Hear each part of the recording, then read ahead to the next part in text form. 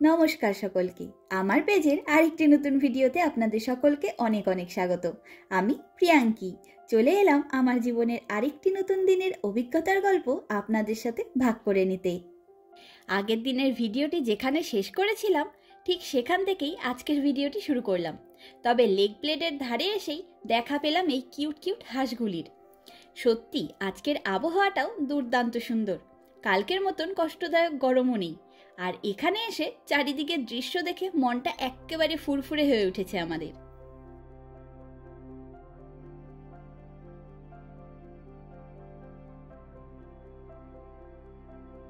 আর সবার আগেই এক ঝলকে এই লেকের সম্পূর্ণ পরিবেশটি শুধু দেখুন। নীল আকাশের নিচে নীল জল আর এই সবুজ পাহাড়ের ভিড়, সবটা মিলিয়ে যেন অপূর্ব একটা দৃশ্যের দেখা পেলাম। এই লেকের সাথে একটি অসাধারণ রূপকথার গল্প জুড়ে রয়েছে, সেটা আপনাদের সাথে শেয়ার করবার জন্য আমি ভীষণ আগ্রহী। তবে সবার আগে আমরা ব্লেড কাসেলের দিকে যাব। কাসেল পর্যন্ত পৌঁছানোর সবচাইতে শর্ট রুটটি ধরেই আমরা এগোবো, কারণ এই সম্পূর্ণ লেকটির চারিদিকে ঘুরে দেখবার জন্য বেশ খানিকটা সময় আমাদের দরকার। তাই কাসেলটা ঘুরে এসে আমরা ব্লেড আইল্যান্ডের দিকে রওনা হব। লেক ব্লেড হল স্লোভেনিয়ান আপার কার্নিওলান রিজিয়নে জুলিয়ান আল্পস পাহাড় শ্রেণীর মধ্যে অবস্থিত একটি মিষ্টি জলের হ্রদ। এর সংলগ্ন ছোট জনপদটির নামও ব্লেড। এটি স্লোভেনিয়ার রাজধানী লুবলিয়ানা থেকে 55 কিলোমিটার দূরে অবস্থিত। এটির ম্যাক্সিমাম দৈর্ঘ্য প্রায় 2120 মিটার আর প্রস্থ 1380 মিটার। সর্বাধিক গভীরতা রয়েছে 97 ফিট। আর সামনের ওই পাহাড়ের গা ঘেঁষে যে সবুজ মসৃণ একটি ফাঁকা জায়গা দেখা যাচ্ছে, সেই জায়গা থেকে চেয়ার লিফট এবং ববস্লেড চড়ে ওই পাহাড়ের ওপর প্রান্ত থেকে সমতলে নেমে আসার অপূর্ব সুন্দর অনুভূতি পাওয়া যায়। এর মাঝখানে একটি ছোট আইল্যান্ডও রয়েছে। সেই আইল্যান্ডে 1700 শতকে তৈরি একটি খুব সুন্দর চার্চও রয়েছে, যা আমাদের সকলকে ভীষণ আকর্ষণ করে।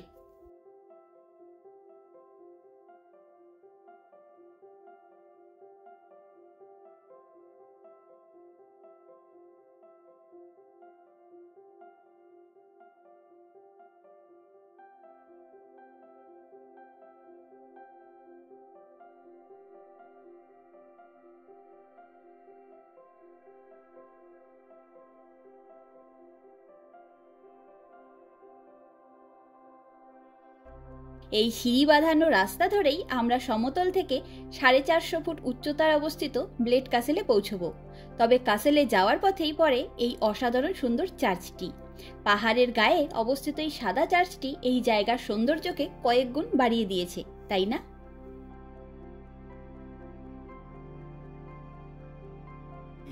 এই যে এটা এই একটা রাস্তা।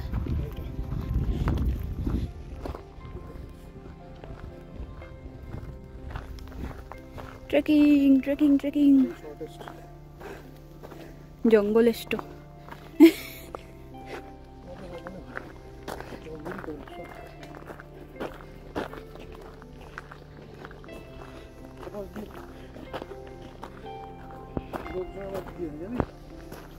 চল না দেখি কি অসুবিধা। আমরা সেই শর্ট রুটটি নিজেদের ফোনের গুগল ম্যাপে বার করে নিয়েছি, যাতে রাস্তা হারিয়ে না যায়। তবে এই জঙ্গলের ভেতর দিয়ে যাওয়ার অভিজ্ঞতা কিন্তু দুর্দান্ত হতে চলেছে। আর আমি বরাবর পাহাড়ে ট্রেকিং ব্যাপারটি নিয়ে ভীষণ উৎসাহী। তাই ছোটোখাটো যে কোনো এরকম যাত্রাপথগুলি আমরা ভীষণ এনজয় করি। তবে 5 মিনিট জঙ্গলের ভেতর দিয়ে হেঁটে এসেই দেখা পেলাম এই বাঁধানো সিঁড়িগুলির। এবারে সম্পূর্ণ পথ এভাবেই বাঁধানো সিঁড়ি পার করে যেতে হবে। প্রথমের দিকে এই রাস্তায় একটিও লোক না দেখতে পেয়ে বেশ ভয় ভয় করছিল। তবে পরে দেখলাম আমাদের মতন অনেকেই এই শর্ট রুটটি ধরে কাসেলের দিকে এগোচ্ছেন, আবার কেউ কেউ তো এই রাস্তা ধরে নেমেও আসছেন। এই পথ বরাবর উঠতে যতই কষ্ট হোক না কেন, সময় অনেকটাই কম লাগলো। আর নামার সময় একদমই কষ্ট হবে না, 10 থেকে 15 মিনিটের মধ্যেই পৌঁছে যাব নিচে। এই যে আমরা আস্তে ধীরে 20 মিনিট মতন সময়ের মধ্যে পৌঁছে গেলাম ব্লেড কাসেলের সামনে। তবে এখনো কিছুটা চড়াই পথ বাকি, তাই একটু বসে জল খেয়ে জিরিয়ে নিচ্ছি।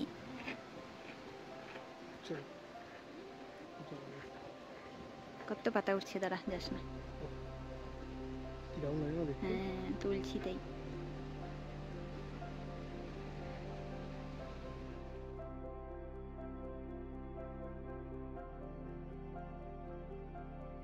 চলুন এবারে এগোনো যাক। মেন রাস্তা ধরে ট্যুরিস্ট বাসগুলি এই জায়গা পর্যন্তই আসে, তারপরটুকু নিজেদেরকে হেঁটেই যেতে হবে।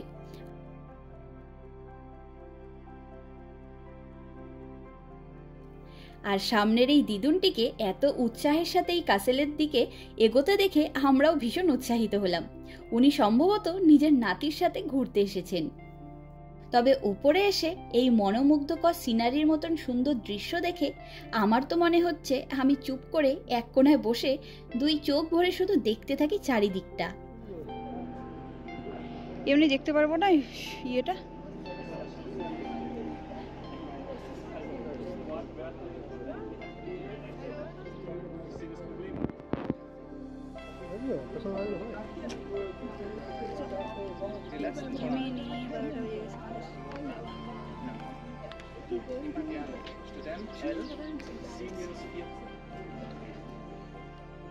ব্লেড কাসেলে এন্ট্রি ফি রয়েছে 17 ইউরো করে, যা ইন্ডিয়ান টাকায় 1560 টাকার মতন।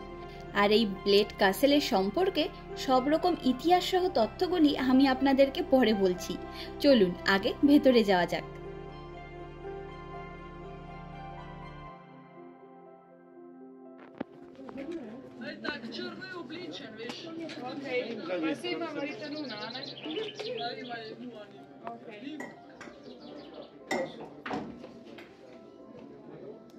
কি করবো?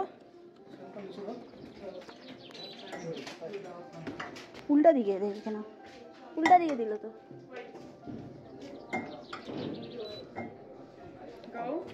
Thank you. উল্টা দিকে গেল না। হ্যাঁ, লকটা ভালো না।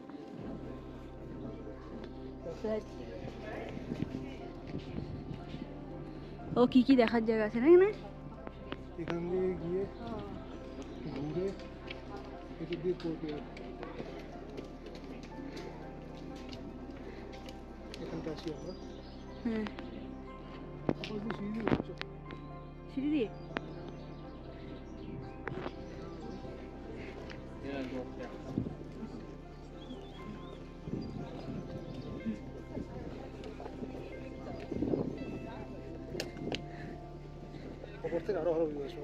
চল যাই। ব্লেড কাসেল হলো লেক ব্লেডের পাশেই একটি পাহাড়ের ওপর অবস্থিত স্লোভেনিয়ার সবচাইতে পুরনো কাসেল। এটি লেক ব্লেড থেকে প্রায় 450 ফুট ওপরে অবস্থিত। এই কাসেলটি তৈরি করেন রোমান সাম্রাজ্যের সম্রাট দ্বিতীয় হেনরি 1004 খ্রিস্টাব্দে। আর এর প্রথম লিখিত মেনশন পাওয়া যায় 1011 খ্রিস্টাব্দে।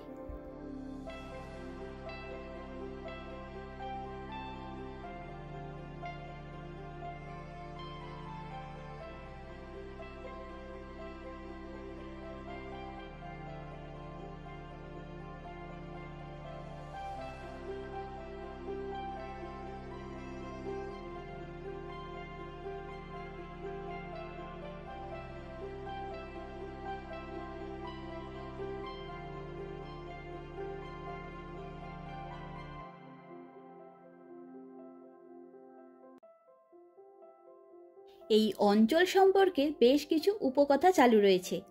বলা হয় 1500 খ্রিস্টাব্দ নাগাদ ব্লেড কাসেলের শাসক ছিলেন হার্টম্যান ক্রেগ, যিনি প্রজাদের ওপরে খুবই অত্যাচারী ছিলেন। এই অত্যাচার চরমে উঠলে একদিন তিনি হঠাৎই নিখোঁজ হয়ে যান। কথিত আছে প্রজারা আইন নিজের হাতে তুলে নিতে বাধ্য হয়, যদিও কিছু প্রমাণিত হয়নি। তার নিখোঁজ হয়ে যাওয়ার পর তার স্ত্রী পলিক্সেনা শক্ত হাতে শাসনের হাল ধরেন। বিধবা পলিক্সেনা হার্টম্যানের জন্য খুবই শোকার্ত ছিলেন। তিনি তাদের জীবনদশায় সঞ্চয় করা সব সোনা এবং রূপো দিয়ে ব্লেড আইল্যান্ডে থাকা চার্চটির জন্য একটি বেল বা ঘণ্টা বানান। তবে যখন মাঝিরা সেই ঘণ্টাটিকে নৌকায় করে আইল্যান্ডে নিয়ে যাচ্ছিল, তখন হঠাৎই ভয়ানক ঝড় ওঠে এবং মাঝি এবং ঘণ্টা সমেত নৌকা ব্লেডের জলে ডুবে যায়। স্থানীয় লোকেদের কথা অনুযায়ী এখনও নাকি লেকের তলা থেকে সেই ডুবে যাওয়া ঘণ্টার আওয়াজ শোনা যায়। এই ঘটনার পর মর্মাহত হয়ে পলিক্সেনা কাসেল ছেড়ে রোমের কনভেন্টে আশ্রয় নেয়। সেখানকার পোপ তার মুখ থেকে এই দুঃখের কথা শুনে একটি নতুন বেল বানান এবং ব্লেড আইল্যান্ডের চার্চকে প্রদান করেন। কথিত আছে যদি কেউ নিজের মনস্কামনা নিয়ে চার্চের ভেতরে অবস্থিত সেই বেলটিকে 3 বার বাজান, তবে তার সেই মনস্কামনা পূরণ হয়। তাই এই লেকের মাঝে অবস্থিত ওই আইল্যান্ডে যাওয়ার উৎসাহ আমাদের কাছেও ভীষণ বেশি। আর এই হলো সম্পূর্ণ ব্লেড ক্যাসেলটি। সত্যি এই ক্যাসেলটি অসাধারণ সুন্দর দেখতে, আর এর দেওয়াল জোড়া লতা পাতার বাহার যেন এই জায়গাটিকে আরও বেশি রঙিন করে তুলেছে।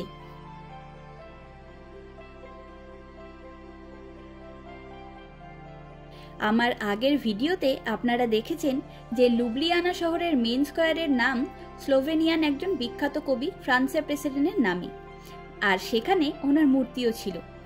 তিনি এই ব্লেড ক্যাসেলের ওপর থেকে এবং পারিপার্শ্বিক অঞ্চলের সৌন্দর্য বর্ণনা করতে গিয়ে তার একটি বিখ্যাত কবিতার দুটি লাইনে লেখেন, no carnival has no prettier scene than this resembling paradise serene. এর অর্থ হলো এই অপূর্ব স্বর্গসুলভ দৃশ্যের থেকে সুন্দর কার্নিওয়ালাতে আর কোনো দৃশ্য নেই।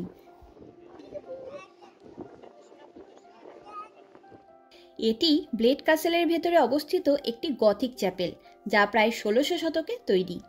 আর আমরা যেহেতু যে কোনো জায়গায় যাওয়ার আগে বেশ খানিকটা পড়াশোনা করে আসি, ওই জন্য আরও বেশি করে যে কোনো জায়গার সাথে কানেক্ট করতে পারি। আমার তো মনে হচ্ছে এখন যে আমি সত্যি ইতিহাসের পাতায় ঢুকে পড়েছি।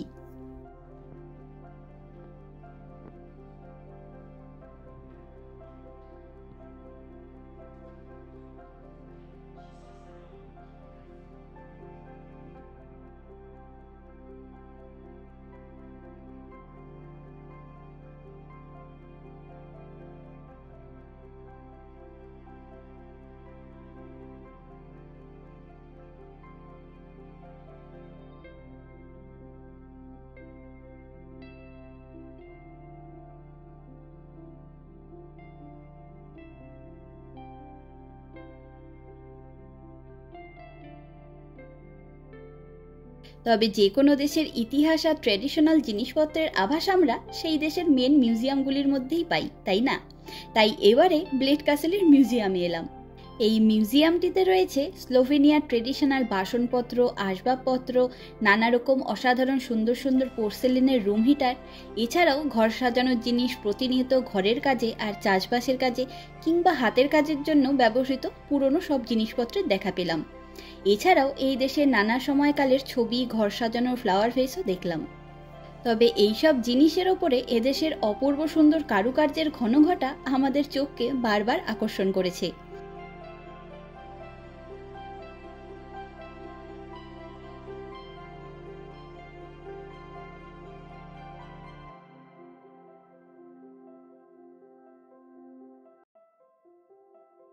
আর এই ক্যাসেলের এক এক ঘরের জানলা দিয়ে এক এক রকম অসাধারণ সুন্দর সুন্দর দৃশ্যের দেখা পাওয়া যায়।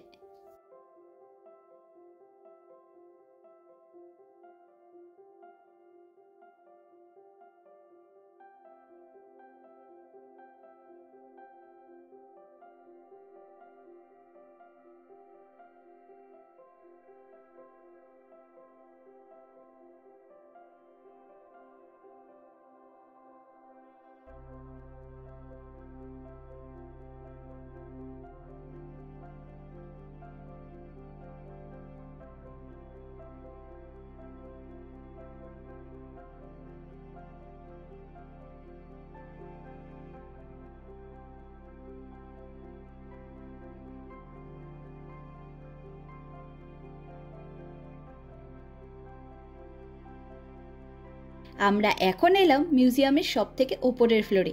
এখানকার জানলা দিয়ে ক্যাসেলের কোর্টইয়ার্ডটিকে ভারী সুন্দর দেখাচ্ছে। আর এই মিউজিয়ামের ভেতরে এখানে সম্পূর্ণ ব্লেড অঞ্চলের এরকম একটি মডেল তৈরি করা ছিল, যার চারিদিকে নানা জায়গার নামসহ সুইচ ছিল। আপনি যেই জায়গার সুইচকে প্রেস করবেন সেই অঞ্চল বা সেই বিশেষ জায়গাটির ওপরে লাইট জ্বলে উঠবে। যেমন আমরা এখন ব্লেড ক্যাসেলে আছি, তাই ব্লেড ক্যাসেল লেখা সুইচটির উপরে প্রেস করতেই এই মডেলে অবস্থিত ক্যাসেলের জায়গাটির মধ্যে লাইট জ্বলে উঠল। বেশ সুন্দর ব্যাপার এটি।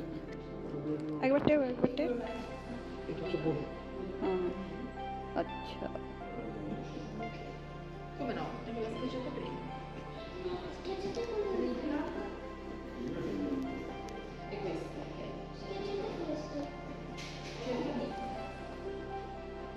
আর কোথাও যাওয়ার ইচ্ছা নেই? দাঁড়া দাঁড়া, টিপে রাখবি। হ্যাঁ, আমরা দেখে নিয়েছি, তাই তো? এই ব্রেড है क्या ब्रेड पसंद?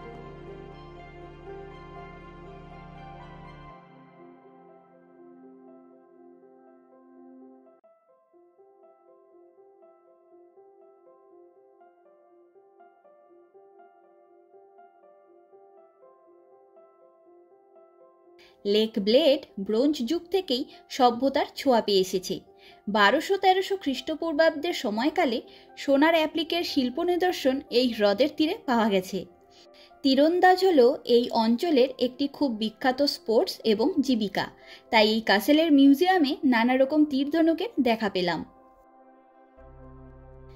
গিনিস বুক অনুযায়ী পৃথিবীর সবথেকে পুরনো আঙ্গুর গাছ রয়েছে স্লোভেনিয়া দেশের মারিবোর শহরে, আর মারিবোর শহর থেকে ব্লেড কাসেলকে সেই আঙ্গুর গাছের চারা উপহার স্বরূপ প্রদান করা হয় 2011 সালে, যার বর্তমান রূপ এটি। স্লোভেনিয়া দেশের সবথেকে বিখ্যাত জায়গায় এই আঙ্গুর গাছটির অবস্থান যেন এই জায়গার সৌন্দর্য এবং গুরুত্ব দুটোকেই বাড়িয়ে তুলেছে। এই আঙ্গুর গাছটি সম্পূর্ণ পৃথিবীর মধ্যে সবচাইতে পুরনো আঙ্গুর গাছ, যাতে আজও আঙ্গুর ফল হয়ে চলেছে।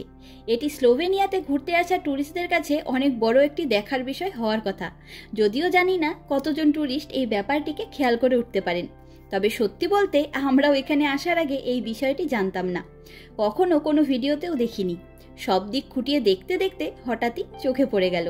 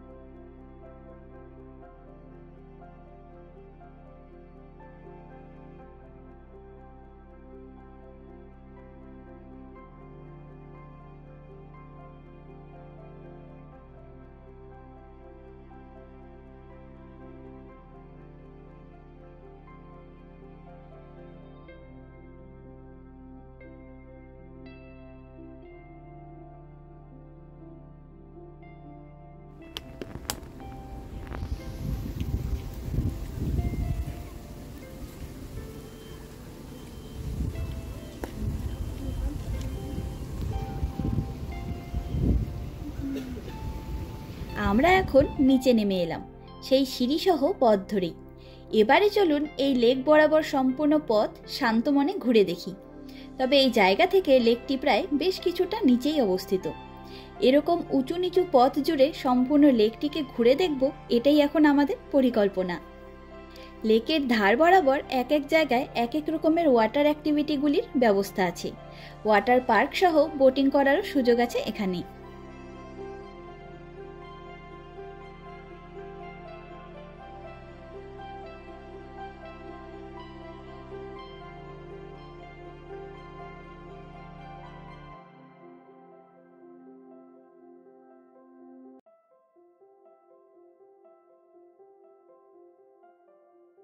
আর এই অপূর্ব সুন্দর লেকের ধার বরাবর দেখা পাওয়া যায় নানা রকম সুন্দর সুন্দর ভিলা বাড়িগুলির। লেক ব্লেড এই ভিলাগুলির জন্য ভীষণ বিখ্যাত। এছাড়াও কিছু বড় বড় হোটেল এবং রিসর্টও রয়েছে, যদিও সেগুলির রেন্ট আকাশ ছোঁয়া।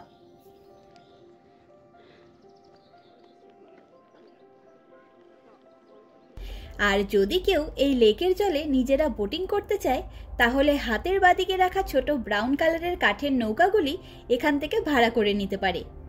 তবে শীতকালে এই সম্পূর্ণ লেকের জল জমে বরফে পরিণত হয়, আর এখানে সাধারণ লোকেরা স্কেটিং করেন। এছাড়াও নানা সময় এই লেকে বিভিন্ন ইন্টারন্যাশনাল রোয়িং চ্যাম্পিয়নশিপের খেলাগুলিও অনুষ্ঠিত হয়েছে। সামনের গাছের মধ্যে পুচকে পুচকে পিচ ফল হয়ে রয়েছে দেখুন। উফ, এত লোভ লাগছে দেখে যে কি বলবো, মনে হচ্ছে যেন ব্যাগ ভর্তি করে ফল তুলে ফেলি। চলুন এই আইল্যান্ডের দিকে এগোতে এগোতেই এই আইল্যান্ড সম্পর্কে কিছু তথ্য আপনাদের সাথে ভাগ করে ফেলি। প্রথমত, আইল্যান্ডের পাদদেশ থেকে চার্চ পর্যন্ত ওঠার জন্য ৯৯টি সিঁড়ি রয়েছে। এই চার্চটিতে প্রচুর সংখ্যক বিয়ে অনুষ্ঠিত হয়ে থাকে এবং প্রচলিত মতানুযায়ী গ্রুম যদি ব্রাইডকে কোলে নিয়ে এই ৯৯টি সিঁড়ি উঠে এই চার্চটিতে বিয়ে করেন তাহলে তাদের জীবন সৌভাগ্যময় হয়ে ওঠে।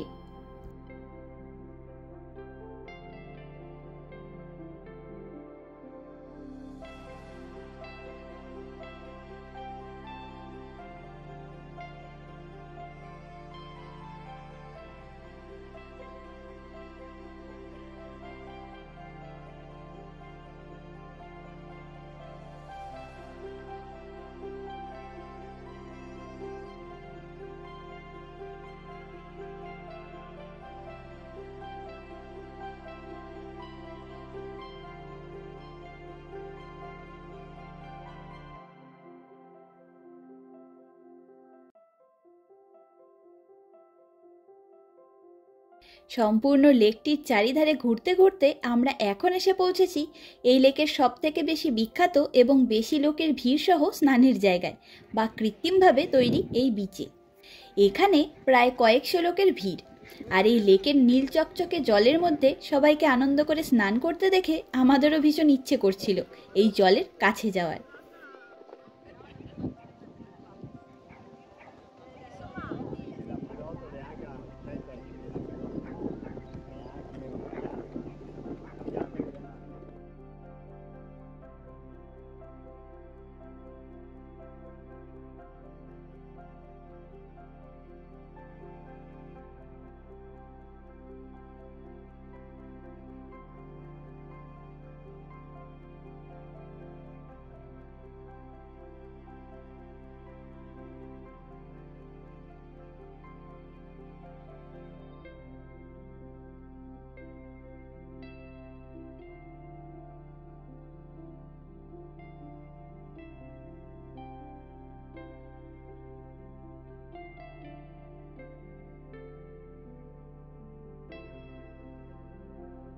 আমরা এখন চলেছি এই লেকের ধার বরাবর বানানো এই কাঠের সাইড ওয়াকের উপর দিয়ে।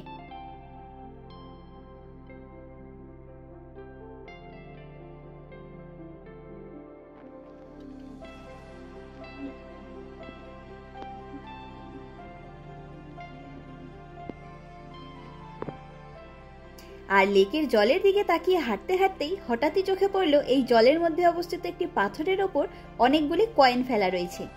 এখানে সকলে লেকের জলে কয়েন ফেলে উইশ করে, তাই আমরাও দুজনে একটা কয়েন ফেলে উইশ করে নিলাম।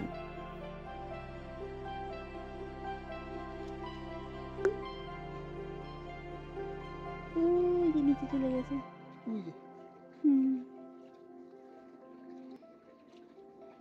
লিজি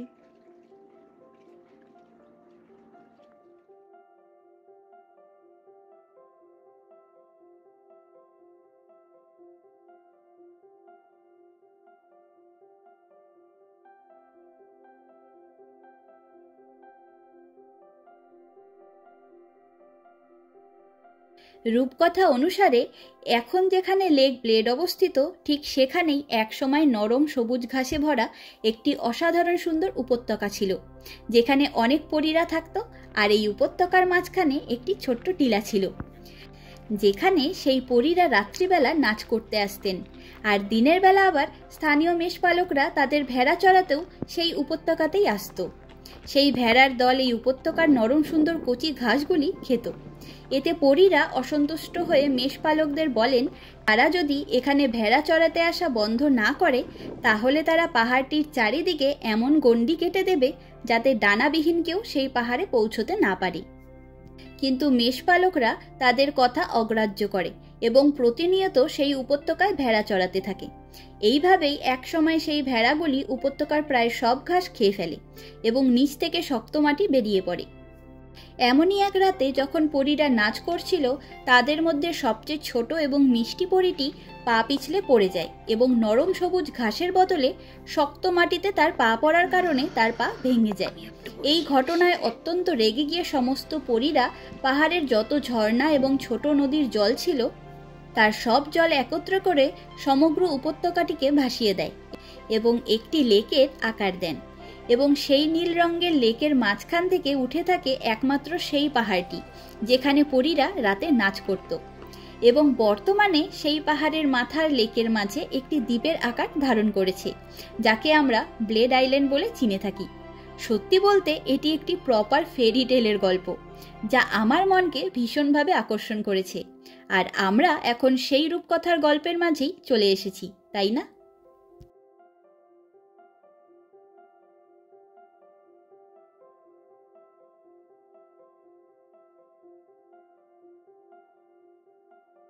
আমরা এখন এলাম লেক ব্লেডের তীরে।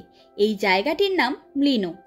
এই ছোট্ট অঞ্চলটি জুড়ে জমিগুলি চাষের জন্য অনুপযোগী হওয়ায় 1740 খ্রিস্টাব্দে অস্ট্রিয়ার রানী মারিয়া থেরেসা এই অঞ্চলে বসবাসকারী 22টি পরিবারকে এই মলিনো নামক জায়গাটি থেকে তীর্থযাত্রীদের ফেরিতে করে ব্লেড আইল্যান্ডের চার্চে যাতায়াত করানোর নির্দেশ প্রদান করেন। এই লেকের মধ্যে চলাচল করার জন্য ট্রেডিশনাল কাঠের নৌকা ব্যবহার করা হয়, যার নাম প্লেটনা, যেগুলিতে ট্রেডিশনালি 20 জন প্যাসেঞ্জার বসতে পারেন। এবং এখনও পর্যন্ত এই প্লেটনা চালানোর প্রফেশন খুবই রেস্ট্রিক্টেড। অনেক আধুনিক নৌচালকই সেই অরিজিনাল 22টি পরিবারের সরাসরি বংশধর।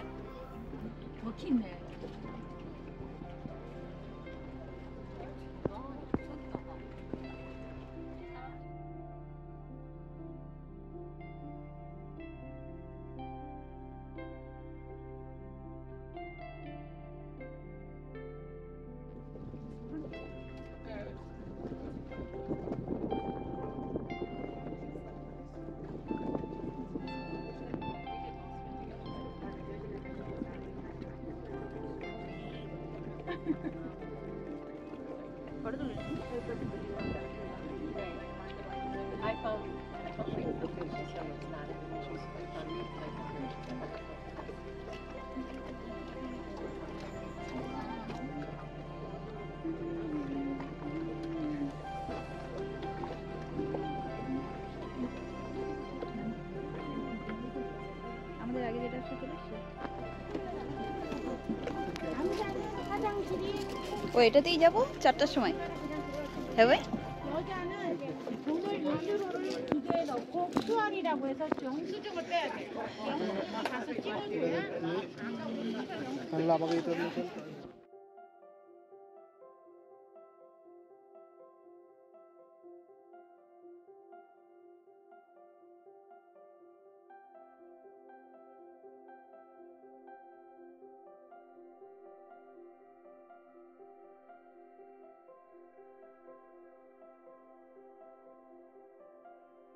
অপূর্ব সুন্দর করে সাজানো গোছানো সবুজে ভরা একটি পুচকে আইল্যান্ড এটি, যাকে এই সম্পূর্ণ লেকের যে কোনো জায়গা থেকে দেখতেই আমাদের ভীষণ ভালো লেগেছে।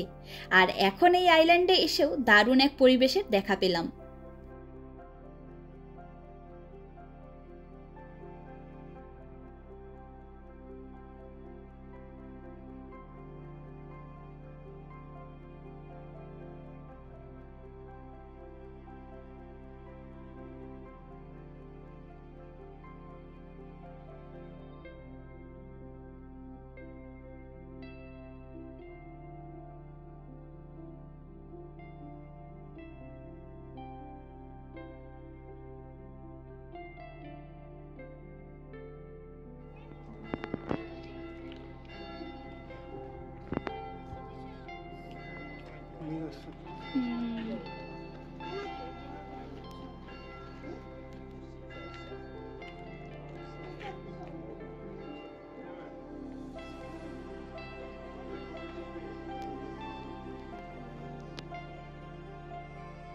আমাদের নৌকাটি ঠিক বিকেল 4টার সময় এখানে পৌঁছলো।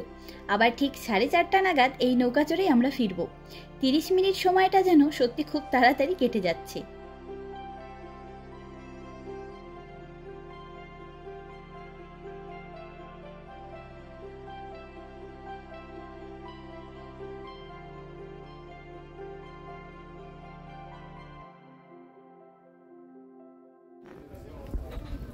এটা সাইড দিয়ে নামবো, হ্যাঁ সাইড দিয়ে নামবো। কাসল থেকে এই ডান দিকে গিয়ে একটা জায়গা আছে, চলো ওখানে দাঁড়িয়ে থাকি, কাজে দিবে। আর বেশ কিছুক্ষণ ধরেই আকাশে মেঘেদের ভিড়ের সাথে সাথে দুর্দান্ত মিষ্টি একটি পরিবেশ তৈরি হয়েছিল। আর এখন ঝিরিঝিরি বৃষ্টিও পড়ছে।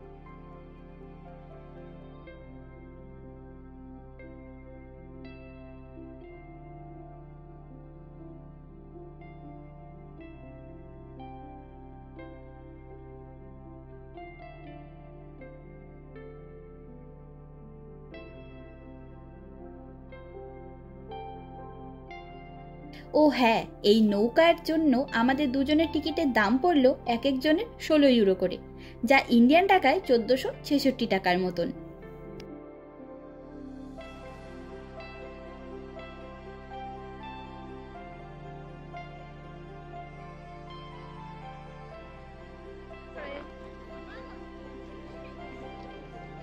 বৃষ্টি পড়ে, বৃষ্টি পড়ে।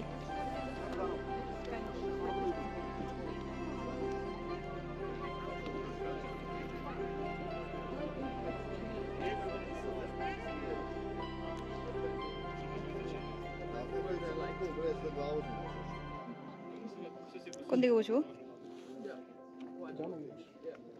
না, তুমি আগে যাও।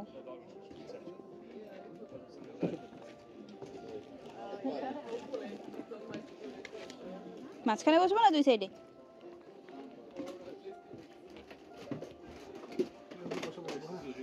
মাঝখানে? আচ্ছা আচ্ছা আচ্ছা।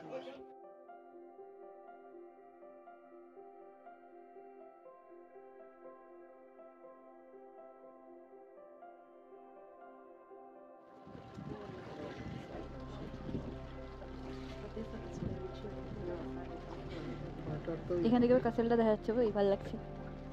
মানে আমি আইডিয়া করলাম যে ভালো লাগছে, আমি দেখতে পাচ্ছি না।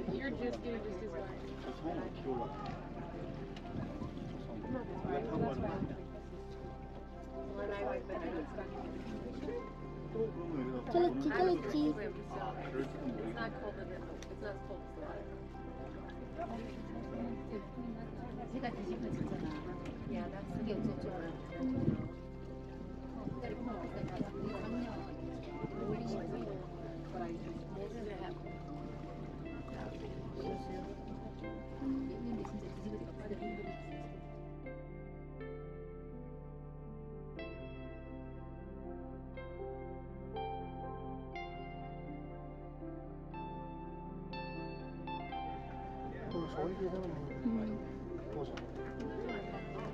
है ना, ওদের গ্রুপটাই এটা।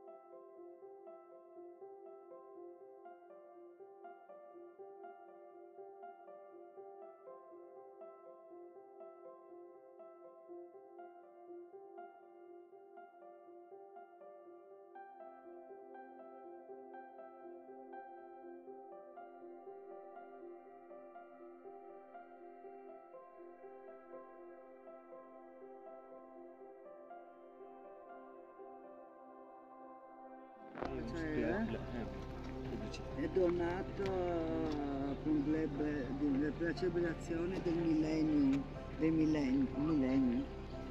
della prima conoscenza delle... cioè si vede da quando hanno cominciato a scoprire qui.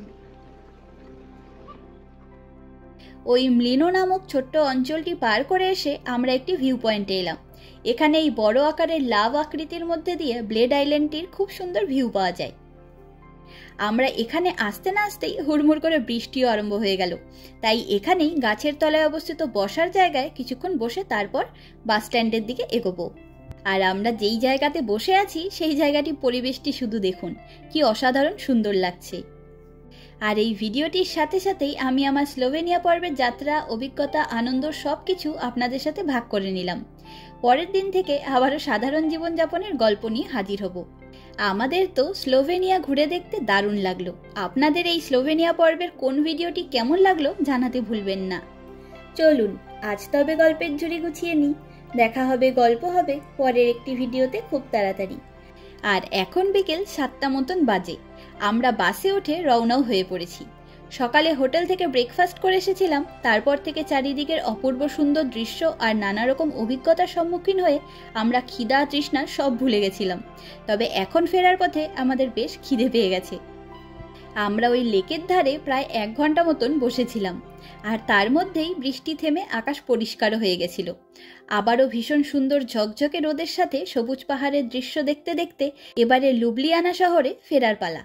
সকলে ভালো থাকবেন, সুস্থ থাকবেন, আনন্দে থাকবেন। নমস্কার।